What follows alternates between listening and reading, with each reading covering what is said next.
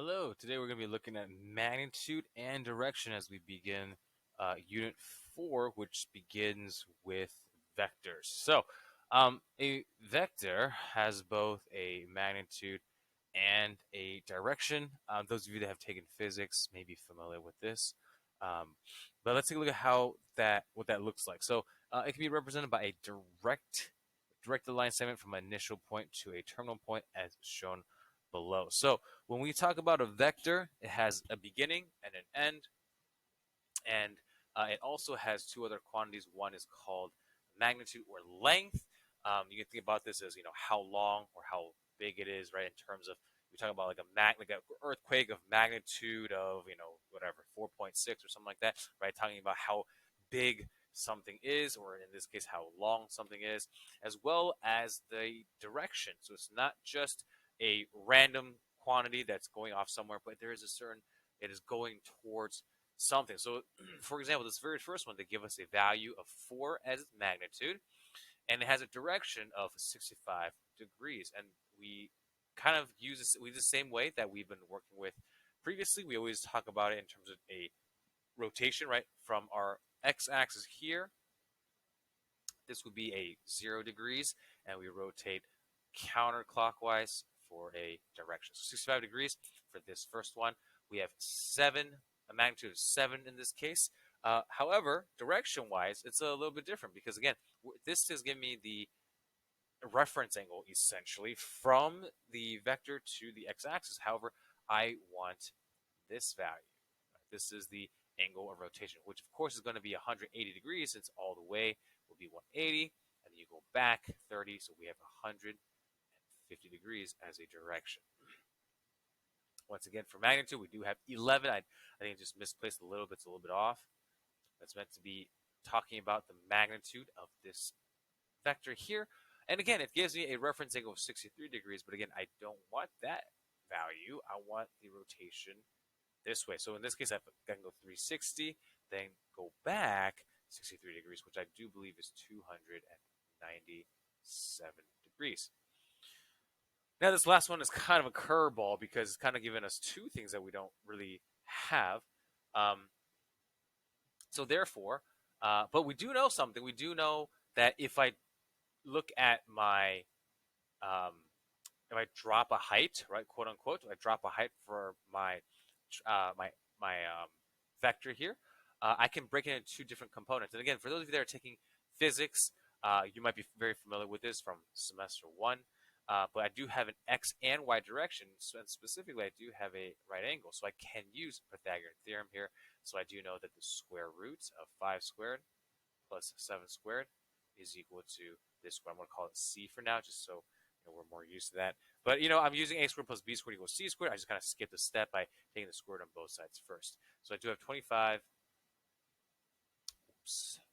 25 plus 49 is equal to c, so therefore I have the square root of 74, and I can go ahead and leave it at that. I don't need a number necessarily, but my magnitude is square root of 74, and in this case, the direction is a little bit trickier. I do need to find this angle measurement. Now, I would highly recommend you, you can use obviously any of the trig functions you would like, but I would recommend you use inverse tan because these values are given to you. Right? And if let's say you made a mistake and find the magnitude, right? This is root 74. Maybe you actually made a mistake and you made, root of, I don't know, or maybe it was like 25 or something. I don't know, whatever you find, right?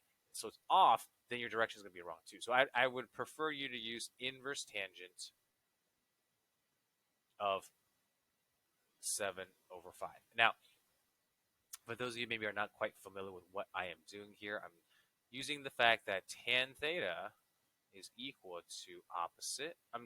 Opposite over adjacent, right? So instead, though, because usually what I do is I view the tan of an angle gives me some ratio, and therefore the inverse function will do the opposite. It will, if I take that ratio, it will produce an angle instead. Now, again, for those of you with a TI-83 or something, just make sure that you are in degree mode, and you can do that by going to mode, and then the third line, most of them are third line. It's going to say degree and radians. Just make sure you click on radians. Or I'm sorry, degrees. So therefore, once I put this in the calculator, I will get 54.46. This is round to the nearest hundredths for now. So 54.46 degrees is the direction. So, and then I think there's just anyway. Okay, so when naming a vector, we always want to talk about the first point and then where it's going to. So this is from A to B, so therefore I'm written down as AB, like so. This one is from D to C, so even though, in terms of alphabetically, we would say CD, but the letter doesn't matter. We care about the direction in terms of which one is first. So because it's from D to C, this is called DC, not CD. All right, so and we can also talk about components of a vector. Now, we are talking, in this case, we have some point P, x1, y1. We also have some point Q, x2, y2. Then the vector, PQ, in its component form is x2 minus x1, y2 minus y1, which should be very reminiscent. It should always make sense that we have terminal, right, minus the initial, or we have the end minus the beginning. Because we want to see like where are we going towards, right? So now it's called a terminal. I'm sorry, it's called the component of vectors or component form for a very specific reason. We're gonna go over that in just a second here, but let me first go ahead and do this. So PQ, remember we want basically this is my first point, right? These are my x1, y1s. These are my x2, y2s. Right, so I have x2 minus x1, which is 7 minus 3, and negative 2 minus 2. So this is then equal to 4, negative 4. Again, this is called component form because all this is saying is how long or how much distance in the x direction is it from P to Q. All right, so that distance is 4. And similarly, what's the distance from P to Q in the y direction? Negative 4 or down 4, essentially, right? So if we were to plot this on a graph, now we're not make it super pretty, I don't think, but I have one. Well, I'll just do a quick sketch here. 1, 2, 3, 1, 2. P will be here. Q is 7, so 3, 4, 5, 6, 7, a negative 2. Right, so Q is here. So this is the vector PQ. You can see that I'm going to the right 1, 2, 3, 4, and I go down 1, 2, 3, 4 as well, right? And so this has a component in the x direction, 4 to the right, 4 down.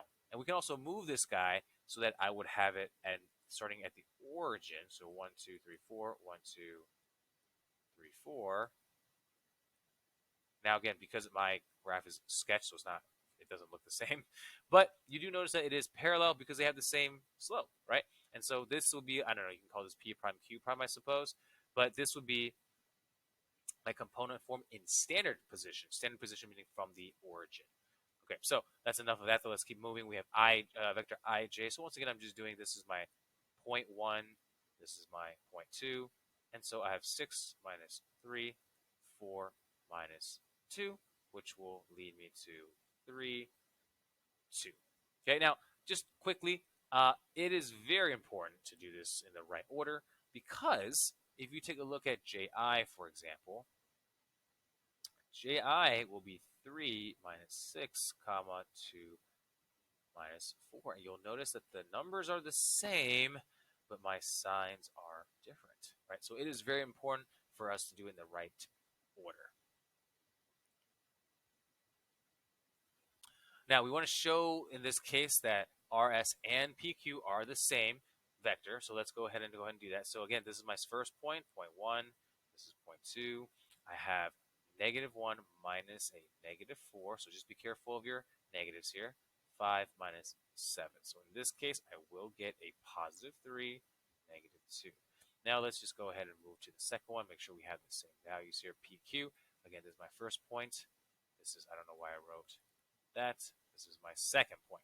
So I have 3 minus 0 and negative 2 minus 0. Then, of course, whoops, I probably should use it in the correct notation. 3 minus 0 -2 minus 0, which of course is equal to 3, -2. All right, so these two are in fact equal.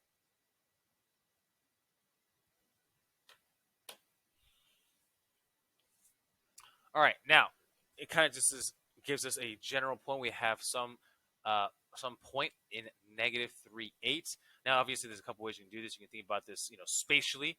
-3/8. That does mean I'm going to the left and up, so I'm in the second quadrant. You can think about it that way, right? So I'm here somewhere.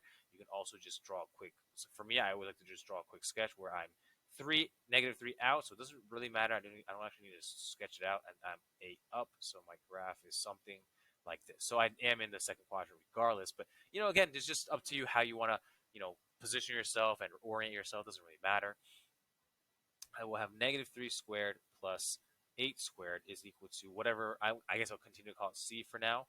Right? I don't necessarily like calling it C. It doesn't really matter though. We have 9 plus 64 is equal to C. So therefore, the square root of 73 is equal to C. So this is my magnitude. But again, I need a I spelled it wrong. I do need to make sure that, I'm sorry, I also need to find what the direction is. And so this again, I'm going to do inverse tangent. My opposite would be my height, which is 8, over my adjacent, which is -3. And again, I'm using my TI-83 here to do inverse tan of 8 divided by -3. And I get -69.44. But you can see the little cheat sheet right here. Because remember, inverse tangent, when you do inverse tangent, you're either getting the first or fourth quadrant, right? Because we talked about, like, how does it need to be, we need to limit our domain, otherwise it wouldn't work out, and so on and so forth. And so in this case, your calculator is thinking, okay, inverse tangent has to be in the fourth quadrant, but we're actually in the second quadrant. So what we need to do is, whatever this thing is, we got to reflect it by 180 degrees, which is why we're adding 180 degrees. So -69.44 plus 180. Oops. Plus 180. Oh, I have two of these. Plus 180. Oh, no, that's a 4. Plus 180 degrees. This is equal to 110.56 degrees. So this is my direction.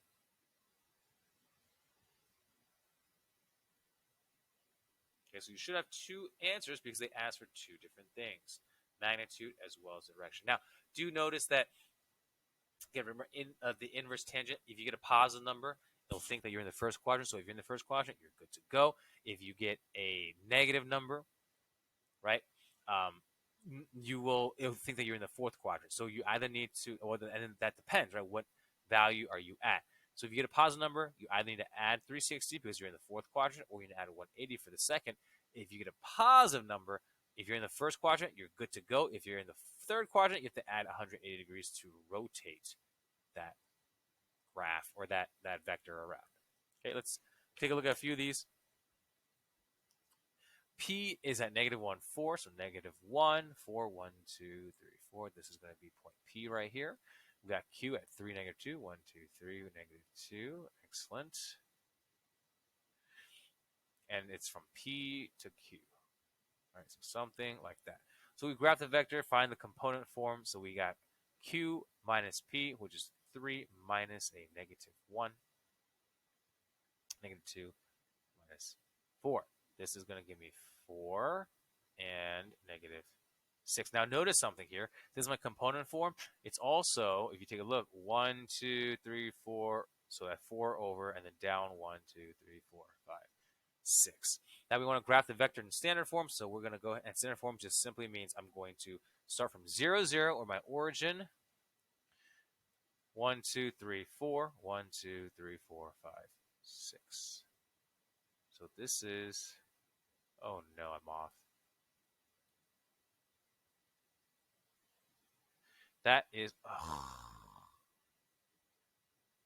can't draw this line. Okay, so that is in standard position. I have seen some people say, P prime, Q prime, and that's fine, right? That's after a transformation, essentially, where we're moving it, but that's fine, not a big deal. Okay, I'll do one more. A, B.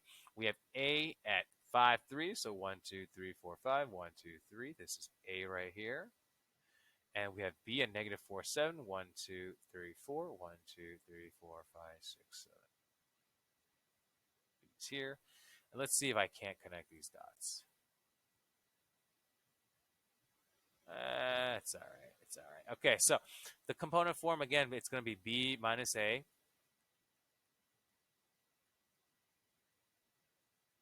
So I do have negative 9, 4. And again, take a look. We went to left 1, 2, 3, 4, 5, 6, 7, 8, 9, and up 4. 1, 2, 3, 4. And we have that same value. So we'll graph this in standard position. Again, that just simply means I want to start 0, 0. I go to left 1, 2, 3, 4, 5, 6, 7, 8, 9, up 1, 2, 3, 4.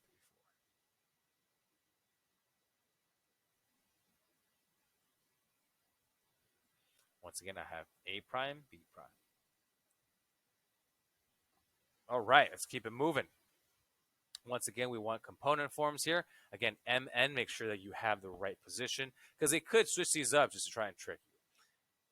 But I have negative 2 minus 5, 6 minus a negative 3, and I get negative 7, comma 9 is my vector component. And GH, once again, negative 7 minus a negative 1, 8 minus a negative 4. So that's going to leave me with negative 6, 12. And lastly, we need to, once again, find the direction and magnitude of these 2 points. For 2, 5, that is in the first quadrant. 2 and 5, this is kind of to scale, but not really. Right, so I do have 2 squared plus 5 squared has to equal to c squared. And I want to take the square root on both sides. So that's going to be 4 plus 25 is equal to c. So the square root of 29 is the magnitude. Once again, I got to take the inverse tangent, again, of opposite over adjacent, which is 5 over 2 this time. And in this case, the inverse tangent of 5 over 2, I got 68 point, let's just say 20 degrees as the direction.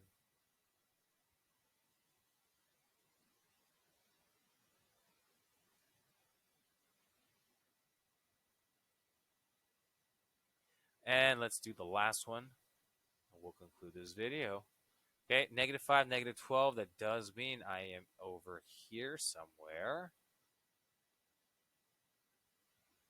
in the third quadrant. So we do have to add our whatever our inverse tangent in a little bit. Now, whether you want to solve for this, or you know your Pythagorean triplets, either way, you should get 13 as equal to your magnitude. Oh, jeez.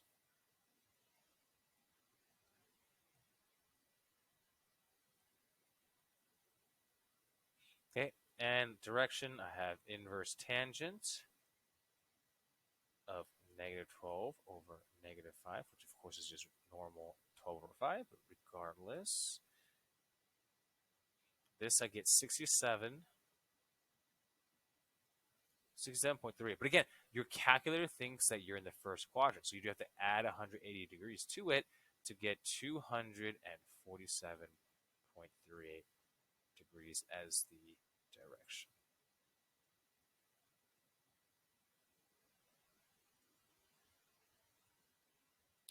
All right, and that will conclude this video. Thank you very much for watching.